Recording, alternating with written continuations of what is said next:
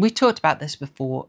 Kubrick never writes anything fresh after, Killer's Kiss. After that, it's all adaptations. He is preferring someone to do the blueprint, and then he will adapt extremely freely, almost hollow out. And in fact, there's a really good kind of visual metaphor for that, in that when he's adapting it, he and the co-writer Diane Johnson were literally just tearing the pages out of the book and cutting it up and then sticking it into envelopes for, this is this scene. They really broke it down to the bare bones and moving parts and then built it up again. But just, I like this image of them just cutting the book apart. If you go into the Stanley Kubrick Archives book, you can see quite a few of these annotated pages, which are quite fun to look at, I think. There's also a good analogy in the film itself. I'm not sure if we're going to get onto this, but the Torrances drive a Volkswagen Beetle, but a yellow one, and Stephen King, because he often wrote himself into his books, had a red Volkswagen Beetle, which we see crushed under a lorry. And I think that's an excellent metaphor for the original screenplay and book that Stephen King wrote. It was sort of a subtle middle finger that only he would be able to pick up on, I think. Would Stanley go out of his way to do that? 100%. Yes. 100% he would. I love that. Talk about writing yourself in. I do find it quite amazing that Stanley, having he would struggle to know what to adapt. He would look around for ages until he found something that had a good core that he could relate to, even if it was quite buried in the story. But I do find it really interesting that after really struggling to know what to do, he picks up The Shining, which is all about this guy isolated away in a big house with his family, struggling to write. Funnily enough, the table that was in the grand lobby in the Overlook Hotel set is now in Chillickbury itself, used by Christiane. Well, there we go. It's a fantastic little detail. So I pulled that straight from this new biography that is out just this year, with a very stern-looking Kubrick on it. Yeah, he looks like he's scowling into the distance there. Yeah, like some kind of stern academic. Like you don't know whether he's going to lecture you on Evola or 80s TV rodent mascots. Could be anything, but it's a striking image of him. But yeah, I find that sort of maybe that's something he could relate to. But I don't know. Did you want to maybe talk about some of those tensions with Stephen King? Because I find that quite fun territory. Well, I don't know too much about it other than I think that from what I can decipher, Kubrick basically used Stephen King, and Stephen King left with a sour taste in his mouth, even though the film that comes out of it is excellent and a great bit of promotional material for his book, because it's also different. One of the problems for an author, I think, when their book is being adapted into film is it removes an incentive to read it. But if the film is very different but dealing in similar themes to the book, it can actually act as an advert. So in many ways, Kubrick had done him a massive favour, but just in a way in which seemed insulting to Stephen King, I think. Yeah, absolutely. I think that's a fair take on it. Certainly I wouldn't say he was sort of 100% disparaging of the film, but when he talked about it, he would tend to say it's sort of like maddeningly perfect or a maddening film. Generally he would say that it's a great film, but it's just not his. It's made wrong. It's infuriating. So there'd be sort of admiration mixed in with consternation. Well, I think it was sort of in the uncanny valley between what King wrote and what Kubrick adapted. It was sort of in that sort of zone that would I'm sort of putting myself in King's shoes here. his cocaine-filled shoes, and it's sort of close enough to being an excellent adaptation of his film that it's frustrating, but he's also glad that the film is good and not insulting to him because it's linked to him. I think that would be how I would feel in King's position, perhaps. He did end up having to sign a non-disparagement clause about the Kubrick film in order to get the rights back to make his own version in 1997, about which, let's just say, it's more faithful to the books. But I mean, if you want the real cherry on the cake, what really sat the man in the chair in the hotel room, you know the chair. When Warner Brothers went and adapted King's sequel to The Shining, Doctor Sleep. Mm-hmm. I mean, can you picture the guy's face? Imagine being in the meeting when they say, Stephen, we're adapting your novel, but we are going to have to make it follow Kubrick's The Shining. So we're going to change your novel so it follows that movie, you know, the one you hate. That is, it is wonderful. I haven't actually seen the follow-up, but I was going to watch it after this evening. Because I didn't want it actually, I deliberately haven't watched it in preparation for this because I didn't want it to taint my view on the original film, as it often could, because it does, from what I've read, seek to provide answers to some of the questions in The Shining, which I don't think actually needs them. I didn't go away from The Shining saying, I wish this had been answered, but I'm sure we'll get onto that in due time. No, that's fair. I will be interested in what you thought of Doctor Sleep. I'm going to have to ask you after you... We'll talk after you've watched it. Sure. So in terms of, I don't know, maybe if we pull back to sort of why it enraged Stephen King so much, and maybe one aspect I thought about is I sort of see it as a total conflict of visions where, because of Kubrick's personality, how can I say... Essentially, the horror of The Shining in Kubrick's version is a sort of intrinsic view, a Jungian view, in that the horror, the threat is within the person, whereas, and maybe inherent to the person, so there's that Jungian shadow side, the part of you that can always be violent, be oppressive. That's part of the reason that I use it as the sort of premier example of a psychological horror. Because in many ways, the scary aspects of The Shining are sort of aspects of human psychology. But that's probably my very biased lens looking at it. But there's not necessarily a big scary monster that's chasing people around the house like Scooby-Doo. It's a very different approach. There's no... hedge animals coming alive and stalking people, or haunted fire hose. King's version is that. It's extrinsic horror, it's external. Or to put it the other way, basically, if Jack hadn't got the job, if Arthur O'Malley had ended up in the hotel, then he'd have gone crazy too, because it's an evil hotel that makes you crazy. In King's view, that's the idea of it. He wrote sort of, Kubrick just doesn't get how evil the hotel is. He just can't get it, stupid Stanley. But I think the idea of it's a really evil hotel, and it's like, I don't know. I think we can get the idea. I think it's a less interesting premise, really, that if it's something external, it's less scary, because something external, if you're safe, you're going to remain safe in all likelihood, right?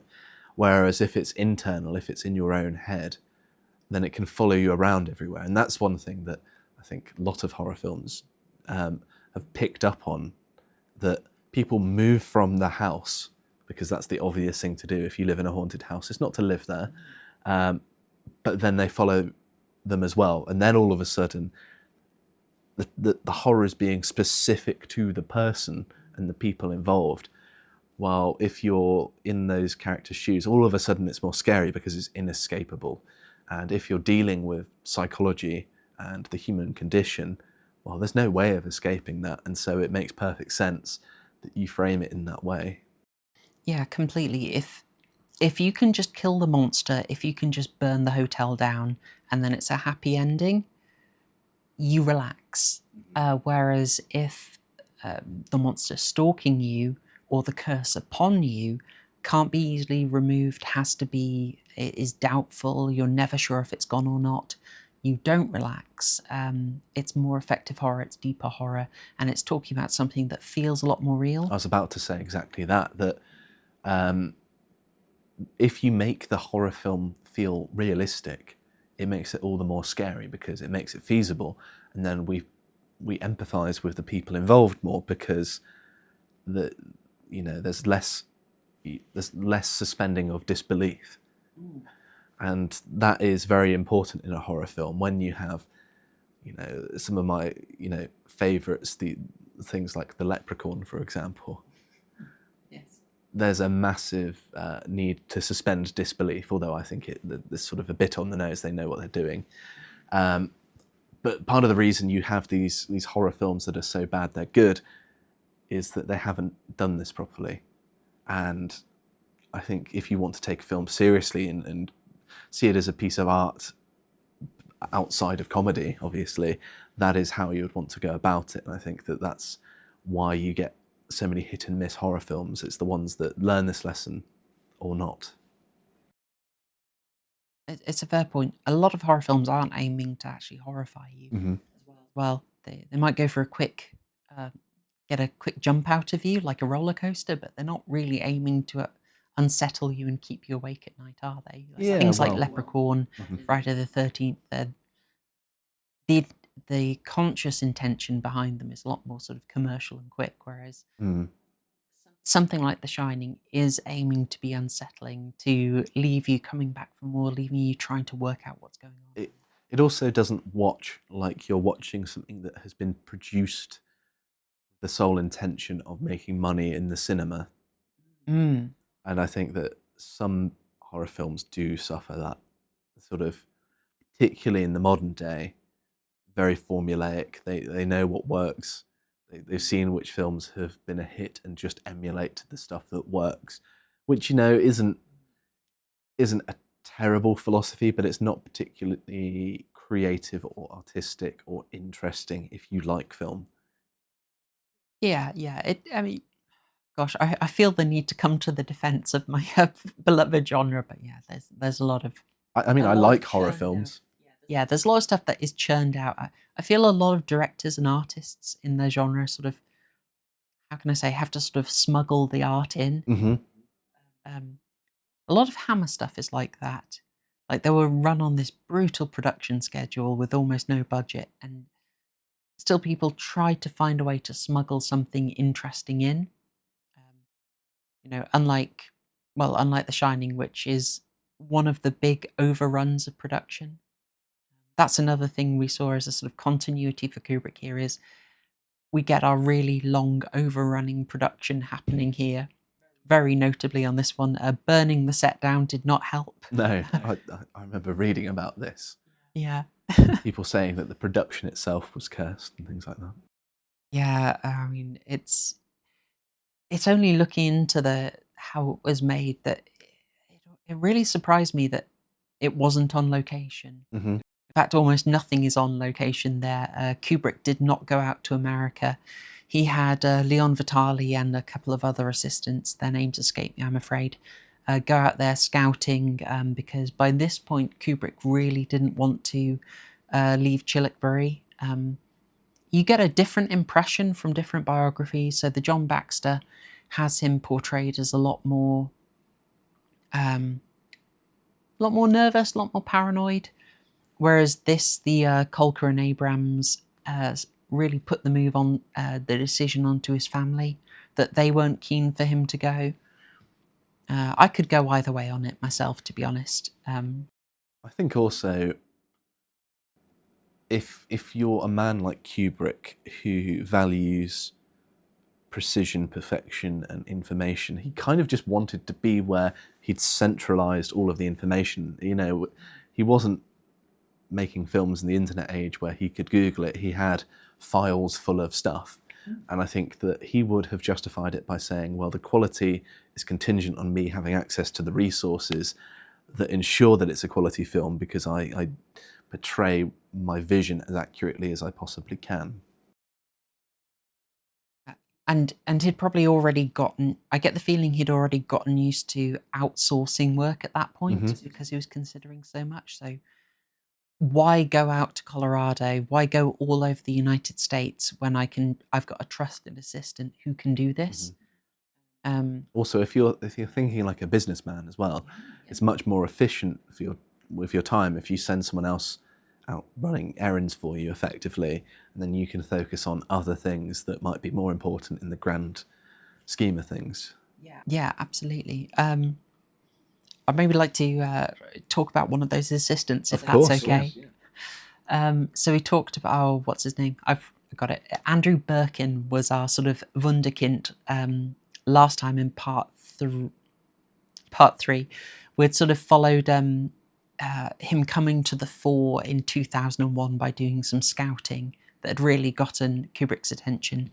Was he the person who scouted the locations in the beginning, or what? The deserts for the ape shoot. Yeah, that was him. Because I always had my suspicions that it could have all been done in a studio or something. Knowing Kubrick, I was thinking, would he actually go out to a desert, or was this all done in a studio? Because I thought tapirs in the desert, they're jungle animals, but still. It would have been easier, but this is a guy who flew in trees specifically from safari parks. Anyway. Yeah, Birkin was on the scene for a couple of movies and then moved out, and he had replaced a chap called Anthony Fruin, who took a break after 2001 as well. And Kubrick is joined by someone who had become a hugely important figure in his life, Leon Vitali. Now, in Barry Lyndon, which I think you haven't seen yet. But, no, I haven't. I know a little bit about it, though. Oh, I really want your take on it. I'm really interested. I don't know whether it'll infuriate you or not. Well, I'm a massive Kubrick fan, so I imagine I'll be able to get what he's going for. Yeah. An underappreciated gem by many people, and although the viewing time is absolutely punishing, but about 3 hours long, isn't it? A bit more than that. Is it really? Yeah. Okay. Now Vitali is in there as a young actor. He's playing the young Lord Bullingdon, who sort of gets the cuckoo in the nest treatment from our title character, Barry Lyndon. He's young at that time and does a pretty good job. And Kubrick sees him helping with the shoot when there's another child actor who's struggling, who's freaking out a bit. Vitali is really good at talking to this kid, calming him down. And afterwards, Kubrick says, okay, well, I need someone who can find me a child actor for Danny. And from that, he asks Vitali to do this. And Vitali is inspired by it. He gives up acting, basically, and then decides to just become Kubrick's assistant, starting with this role of going out and scouting for a Danny. And he would carry on working with Kubrick long past his death. In fact, he'd be interesting enough to get his own film made about him, which is Film Worker, if anyone wants to see a bit more of him. But he's a really interesting guy. He's got a very unusual look. He'd wear a bandana most of the time. And picturing him, he's got this long hair, sort of rough stubble, and this guy working with the very straight-laced Kubrick. I love that picture. But Vitali goes out to do scouting. He's very well. He auditions about 5,000 children for the role of Danny. That's quite a lot. Yeah. Although Hollywood executives are very good at finding... Actually, I'm not going to continue that. Sorry. Topical. Sorry.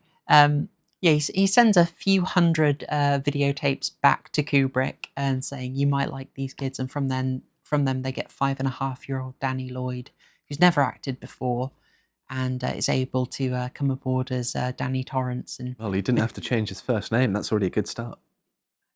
It's weird how that happens, isn't it? It is, yeah. Danny Lloyd playing Danny Torrance. Jack Nicholson plays Jack Torrance. It's a little weird. Hmm. And yeah, after doing that, Vitali helps with the scouting of hotels. Um, Kubrick also sent one of his daughter's boyfriend abroad to do that as well. Get away from her. Go and look at hotels. Well, that A sounds few like hundred of them. sounds like a good gig, going from hotel to hotel. It's not bad. He wasn't allowed to take the daughter with him, I gather. Oh dear. Canny Kubrick. Ah, that's how he operates, though, isn't it? Yeah. So Vitali stays with the production after that, and then will stay on feature productions and sort of effectively take up a role with the Kubrick archive. Vitali passed away in 2002, still assisting with the screenings and transfers of Kubrick films. He's got these really striking blue eyes. It's like he's had the spice from Arrakis. Yes, I know the one. Yeah. Yeah. Yeah, so they've gone and done the scouting. That's all done. Kubrick stays in England and has everything built at Elstree Studios. So the huge exterior of the hotel, which to me looks absolutely lifelike. I would have just thought it was location. No, that's all a set. Some of the aerial shots, though, make it look so convincing. Well, yes, the aerial shots are real. They're done by the second unit, but they also give us a clue to one of the really interesting theories about The Shining. Mm-hmm. And I'm going to try and focus on stuff that I haven't talked about already. So on my own channel, I've got an audio commentary for the whole US version of the film, so the 2-hour, 35-minute version. So I'm going to try and bring in stuff that I haven't talked about on that, but you can't go without mentioning the fact that the external aerial shots of the hotel are impossible to match with the sets. Of course. And Yeah. I get the impression that this was deliberate, or at least that's what people say about it. Yes. This book says we're paranoid tinfoil hat wearers. Okay. I don't go with that. I think a film about someone doubting their sanity, about different versions of events, I think to me it's very clear that the continuity errors in it are deliberate to mess with you, just as the set, which is designed to be physically impossible, is designed to confuse you, and get you lost, so you don't know where you are in the hotel, how things join up. When a maze is so integral to the plot, I think it's deliberate. It's very obvious that the hotel is a maze. The maze is a symbolic representation of the, I guess, uncertain sanity status of our protagonists. If you would like to see the full version of this premium video, please head over to lotuseaters.com and subscribe to gain full access to all of our premium content.